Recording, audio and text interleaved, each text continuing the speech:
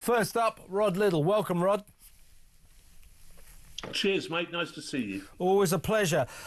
These people in the Home Office who wrote this report claiming that anyone who suspects there might be two-tier policing in this country is obviously a far-right extremist. What kind of help do you think they need? Do you think they need to be incarcerated in some sort of asylum?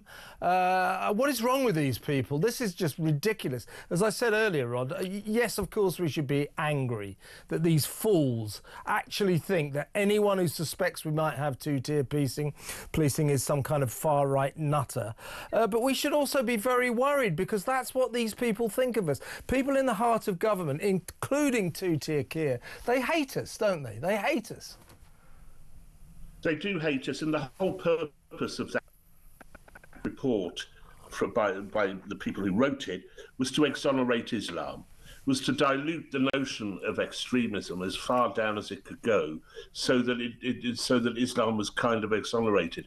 Because it wasn't only far-right extremists they thought were a huge threat to the safety of our country. It was the threat posed by Sikh separatists. Now, I'm sure, like me, you've been appalled at the violence on our streets from Sikh separatists. I read a piece about Sikh separatism in The Spectator, and it said that there has been some hostility within Sikh communities, and that it's even gone so far that some Sikhs have had their turbans knocked off their heads. I shouldn't laugh. So that's the level of it. That is the level of it. Sikh separatism, misogyny, Hindu nationalism, and of course the far right, which they think is by far the biggest. These people are morons, and you read at the weekend that Rachel Reeves is looking desperately to save some money. Sack those people. So when you've done that, sack the judge, but sack those people first. It's just really absurd. Do you remember Keir, two-tier Keir, when he was asked about this in the wake of the Southport riots, and said, what about two-tier policing? He said, it's not an issue, and just stormed off.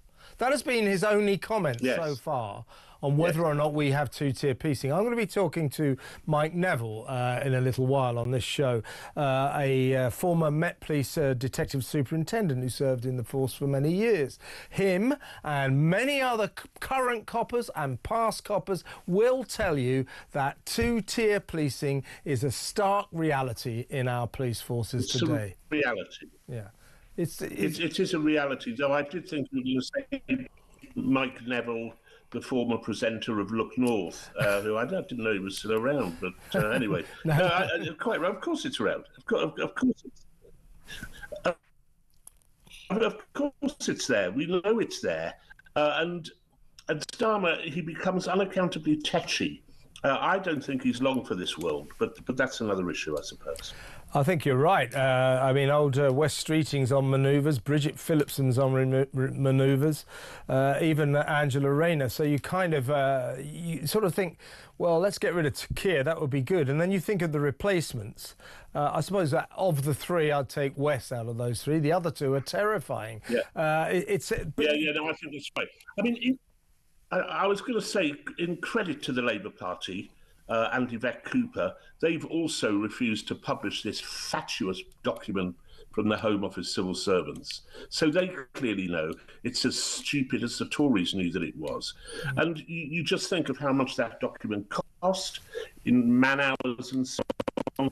And you think, sack the people. Yeah. They did a bad job. We should know who wrote this nonsense. We really should. It would have been a team headed up by some idiot. And of course, they also talk about how right-wing extremists, that would probably be you and me, Rod, among others, exploited, and I'm going to quote this, they say, exploited the alleged group-based sexual abuse to promote anti-Muslim sentiment. That would be the rape gangs. It's not alleged. Hundreds of men of Pakistani origin, Muslim men of Pakistani origin, have been convicted and sent to jail for the mass rape of thousands of vulnerable white young girls. It's not alleged, it's a fact. So these people aren't even dealing in the truth. They're basing their nonsense on falsity. Yes, and what they're trying to do at the same time through this report is try to say, actually, there isn't a special case to be made for Islamic terrorism. There isn't a special case to be made for the rape of those poor girls by Muslim men. It's all part of a whole, and we shouldn't distinguish between it. They actually say we should take no account of ideology when we're trying to look at who's causing terrorism, and just look at what people do. But the ideology is one of the reasons it's done, and it was one of the reasons that those white Christian girls, nominally at least, were raped rather than Pakistani girls who were Muslim. They weren't raped. This is why, well, let me ask you, why is it that this country, alone in the world, goes out of its way to try and avoid branding anyone a terrorist? When I say that, that is if they're a person of colour or a Muslim.